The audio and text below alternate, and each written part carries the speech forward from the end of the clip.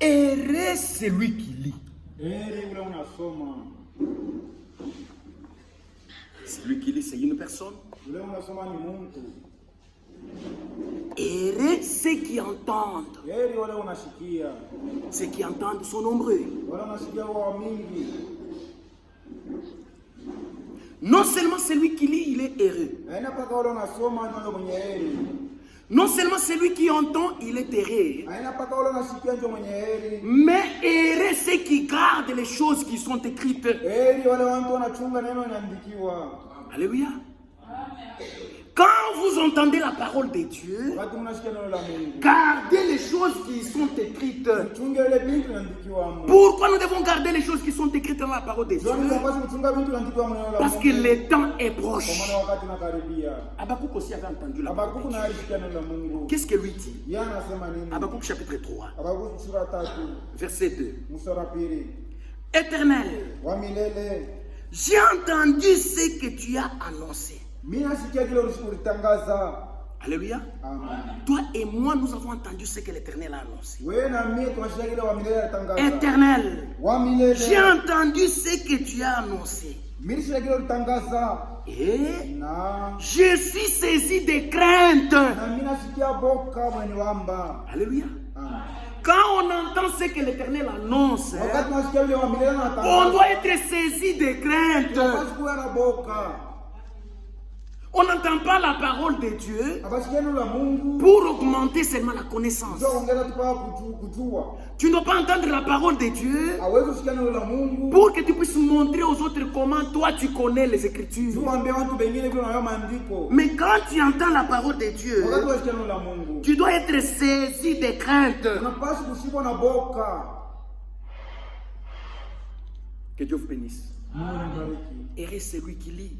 Et celui qui entend. Et celui qui garde les choses qui sont écrites. Car le temps est proche.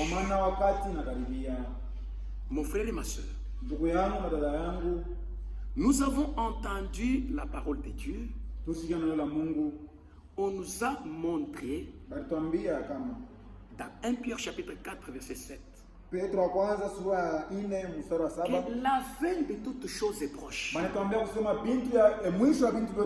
Et comme la fin de toutes choses est proche, nous devons être sages, pas des insensés. Nous devons être sages pour vaquer à la prière. Et Job 28, 28 nous dit, la crainte de Dieu, c'est le commencement de la sagesse. C'est pourquoi Habakkuk nous dit, quand j'ai entendu ta parole, je suis saisi de crainte. Pourquoi je suis saisi de crainte? C'est pour être sage selon Dieu. Que Dieu vous bénisse. Si vous n'avez pas la crainte de Dieu, vous n'êtes pas sage. Il faut avoir la crainte de Dieu. Quand vous entendez, vous gardez les choses qui sont écrites. Là, vous êtes sage. Que Dieu vous bénisse. Le temps est proche. Et le Seigneur lui-même nous dit que je viens bientôt. Comme il nous a dit cela, ce n'est plus le moment de jouer. Ce n'est plus le moment d'évacuer totalement à nos préoccupations. Si il y a le temps où nous devons plus nous consacrer à l'Éternel, c'est celui dans lequel nous vivons maintenant. Les prophètes de jadis ont plongé les regards dans les prophéties. Ils ont désiré voir ce que vous et moi nous voyons maintenant. Ils ont désiré entendre ce que vous et moi nous entendons maintenant. Mon frère et ma soeur, nous vivons les moments les plus glorieux. C'est le temps où le Seigneur accomplit tous les desseins du salut avec nous. Tous les mystères qui étaient dans la Bible sont totalement révélés pour nous maintenant. Rien n'est resté caché. Il nous a été beaucoup donné. Et il nous sera demandé beaucoup.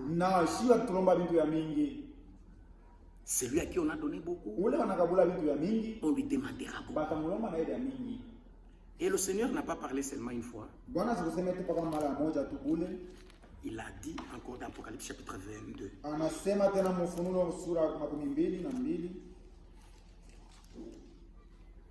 Il a dit ceci. Commençons par du verset 6. Et il me dit, ces paroles sont certaines. Quelles sont les paroles qui sont certaines? Toutes les paroles que Dieu a annoncées. Si vous regardez à partir du verset 3, 4, vous allez voir ce que Dieu est en train de parler. Il dit, il n'y aura plus d'anathème. Le trône de Dieu et de l'agneau sera dans la ville. Ses serviteurs les serviront et verront sa face. Et son nom sera sur leur front. Il n'y aura plus de nuit. Ils n'auront besoin ni de lampes, ni de lumière. Parce que le Seigneur Dieu les éclairera. Écoutez, ils régneront au siècle des siècles. Maintenant au verset 6, il nous dit, et il me dit, ces paroles sont certaines et véritables. Et le Seigneur, le Dieu des esprits, des prophètes, a envoyé son ange pour montrer à ses serviteurs les choses qui doivent arriver bientôt. Maintenant écoutez verset 7. Et voici, je viens bientôt.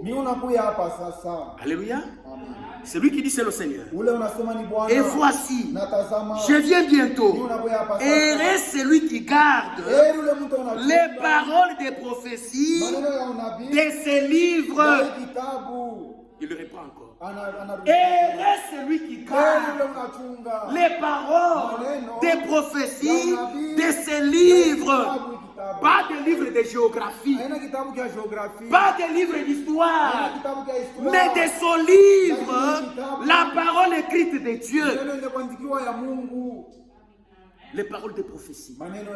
Quand vous les gardez, quand est-ce que vous allez les garder? C'est quand vous les entendez. Et Habakkuk dit, j'ai entendu ce que tu as prononcé. Et je suis saisi de crainte pour être sage. Et maintenant, celui qui garde. Maintenant, si toi tu viens avec nous ici, tu entends la parole et tu sors, tu deviens comme tu étais. Tu ne gardes pas les paroles des prophéties de ces livres. Et par conséquent, tu n'es pas heureux. Ce qui t'entend toi, au lieu que tu reçoives le bonheur, c'est le malheur que tu vas recevoir. Au verset 7, il dit, je viens bientôt. Il n'a pas dit seulement une fois. Il dit encore au verset 12, et voici, il répète, c'est que la chose est certaine. Et voici, je viens bientôt. Pourquoi je viens bientôt? Et ma rétribution est avec moi pour rendre à chacun selon ce qu'est son œuvre. Alléluia. Mon frère et ma soeur, le Seigneur vient bientôt. Il vient pour rendre à chacun selon son œuvre. Tout travail mérite un salaire. Les mensonges, c'est un travail. Il vous sera payé pour le travail que vous faites. L'adultère, c'est un travail. Il vous sera payé pour le travail que vous faites. Les vols, c'est un travail. Il vous sera payé pour le travail que vous faites. Et aussi la prière, c'est un travail. Il vous sera payé pour le travail que vous faites. L'obéissance à la parole de Dieu, c'est un travail. Il vous sera payé pour le travail que vous êtes en train de faire. Pour ce que vous faites, il y a toujours une rémunération. Maintenant, toi, regarde-toi. Quel est le travail que tu fais? Si nous disons le temps est proche, par rapport au retour du Seigneur. Et lui-même nous atteste, il dit, je viens bientôt. Alléluia. Maintenant, si vous allez au verset 17, écoutez. Et l'esprit et l'épouse disent, viens. Alléluia. Mon frère et ma soeur, est-ce que tu peux dire aussi la même chose? C'est comme ce que notre bien-aimé disait, sous l'onction du Saint-Esprit. Maintenant, là, si nous pouvons fermer les portes et dire à chacun que le Seigneur vient à la minute qui suit après celle-ci. Est-ce que tu peux dire comme l'Écriture est en train de le mentionner ici? Et l'épouse et l'esprit disent viens. Tu peux dire ça? Si la réponse n'est pas oui, ça dit tu n'es pas encore prêt. Tu dois parler avec le Seigneur, qu'il t'aide à être prêt. Nous avions prêché le message autrefois ici, les concernés par le retour du Seigneur. Le Seigneur vient pour ceux qui aiment son avènement. Le Seigneur vient pour ceux qui l'attendent. Et le Seigneur vient pour ceux qui sont prêts. Attendre son avènement, c'est bien. Aimer le retour du Seigneur, c'est bien. Mais ce qui est nécessaire, il faut être prêt. Parce qu'on nous a dit que, et comme l'époux tardait, toutes les vierges s'assoupirent et s'endormirent. Et au milieu de la nuit, et un cri se fit attendre. Voici l'époux aller à sa rencontre. Et la parole nous dit, ceux qui furent trouvés prêts entrèrent et la porte fut fermée. Tu peux attendre son avènement. Tu peux aimer son avènement. C'est bien, mais il faut être prêt. Si tu n'es pas prêt, en tout cas, tu es dans une condition très déplorable. Que Dieu vous bénisse. Nous devons être prêts. En tout ce que nous faisons, nous devons être prêts. Continuons la lecture. Et que celui qui entend dise, viens. Que celui qui entend dise, viens. Je reprends. Que celui qui entend dise, viens.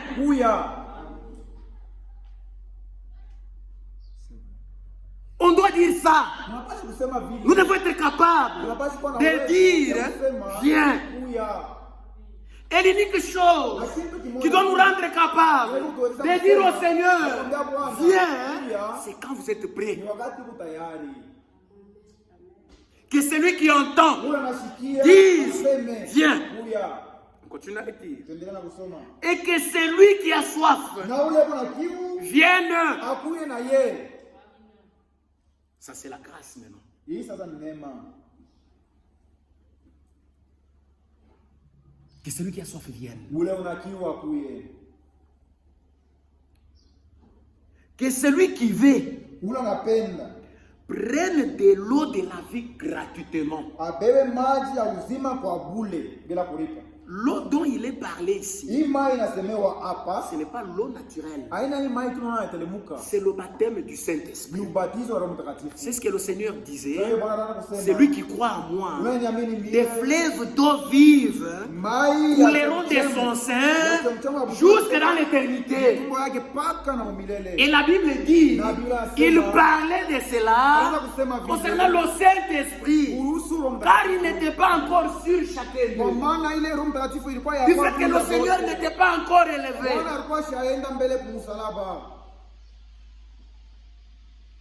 Si vous avez soif, venez aux eaux, venez recevoir le Saint-Esprit. Et la Bible nous dit, gratuitement, sans argent, sans rien payer.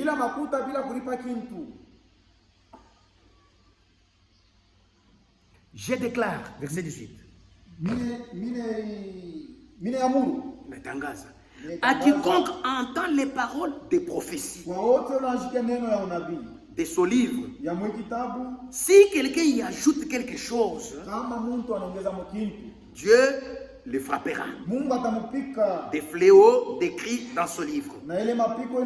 Et si quelqu'un retranche quelque chose, des paroles du livre de cette prophétie, Dieu retranchera sa part de l'arbre de vie et de la ville sainte décrits dans ce livre. Verset 20 maintenant. C'est lui qui atteste ces choses. C'est la troisième fois. C'est lui qui atteste ces choses. Dit, oui, oui, je viens bientôt. Alléluia. Amen. C'est lui qui atteste ces choses. C'est qui? C'est le Seigneur. Il dit, oui, je viens bientôt. Amen. C'est nous qui répondons. Amen. Viens, Seigneur Jésus. Que Dieu vous bénisse. C'est lui qui atteste ces choses dit, je viens bientôt. Apocalypse chapitre 22. Au verset 7, le Seigneur dit, je viens bientôt. Au verset 12, le Seigneur dit, je viens bientôt. Au verset 20, il reprend pour la troisième fois. Il dit, oui, j'atteste ces choses. Oui, je viens bientôt. Maintenant, quand il dit oui, je viens bientôt, là-bas la suite dit, c'est nous maintenant qui disons, Amen, viens, Seigneur Jésus. Que Dieu vous bénisse. Nous devons être à mesure de répondre à ça. Comme il dit, je viens bientôt. Que toi et moi, nous puissions dire dans nos cœurs, oui, viens, Seigneur Jésus. Que Dieu vous bénisse. Maintenant, toi et moi, au lieu que nous puissions dire, viens, Seigneur Jésus, nous sommes dans la distraction. Pendant que les autres sont en train de prier, nous sommes encore dans nos activités. Toute la nuit, quelqu'un qui veille devant le téléphone. Et des choses qu'il regarde sur le téléphone ne sont même pas nécessaires. On nous a rappelé avec vous ici que ce téléphone, ça va faire manquer beaucoup de gens l'enlèvement. Le téléphone va faire manquer beaucoup de gens l'enlèvement. Vous trouverez quelqu'un, il est en cours de route. Toute son intelligence, toute sa concentration, c'est dans le téléphone. Au point que le véhicule peut s'approcher de plus près. Quand on klaxonne, pipi, il saute.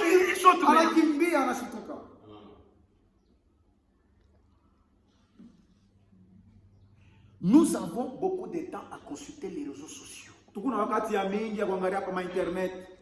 Nous avons beaucoup de temps à chatter dans des téléphones. Mais nous n'avons pas beaucoup de temps pour lire la Bible. Nous avons tout le temps pour regarder ce qui se passe dans le monde, des films sur les téléphones. Mais nous n'avons pas assez de temps pour pouvoir prier.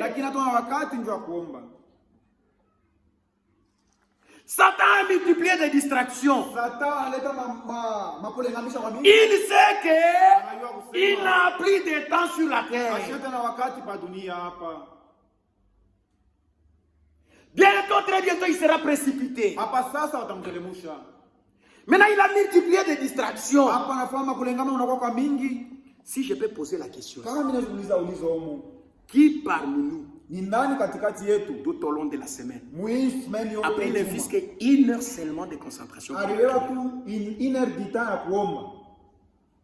Qui peut lever son doigt? J'ai pris 1 heure de temps, j'étais à genoux en train de prier. On ne parle pas de 2 heures, 1 heure seulement. C'est lui qui a fait ça, qui lève son doigt. Vous voyez? Maintenant, je change la question.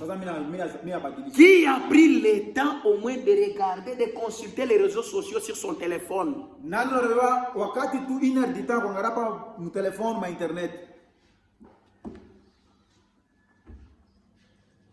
Que Dieu vous bénisse. Nous prenons tout le temps pour regarder le téléphone. Nous prenons tout le temps pour rester dans la distraction. Mais la chose essentielle, nous avons mis de côté. Le téléphone a amené beaucoup de problèmes dans nos familles. Aujourd'hui, l'adultère se passe par le téléphone. Une personne est dans la chambre, l'autre ailleurs, mais ils se communiquent de faire des bêtises à partir du téléphone. Aujourd'hui, les gens sont en train de se croquer à partir du téléphone.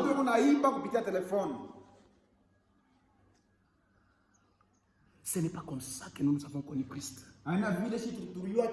Si Dieu a permis que nous puissions avoir les téléphones,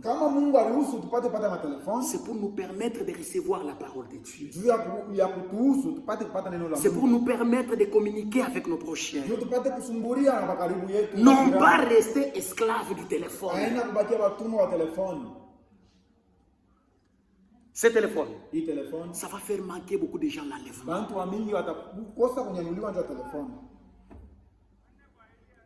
Maintenant, nous allons rentrer dans la prière.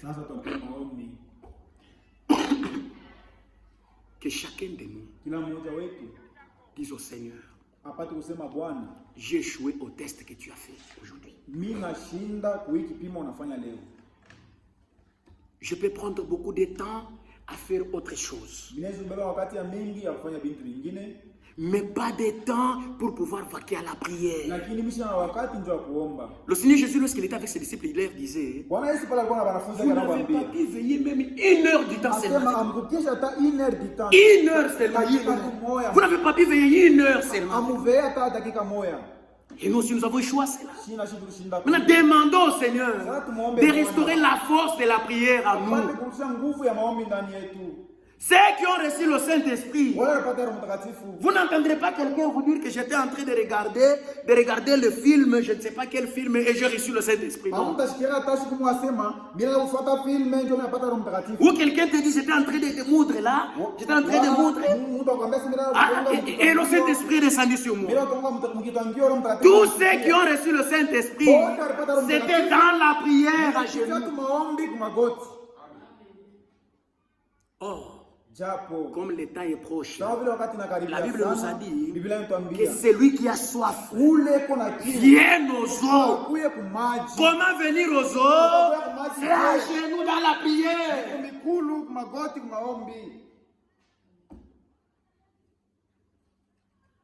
Nous allons entonner un cantique et nous tous nous entrons en prière. Vous entonner même au numéro ya conduire. Je ne sais pas c'est le numéro combien. Vous connaissez ce cantique?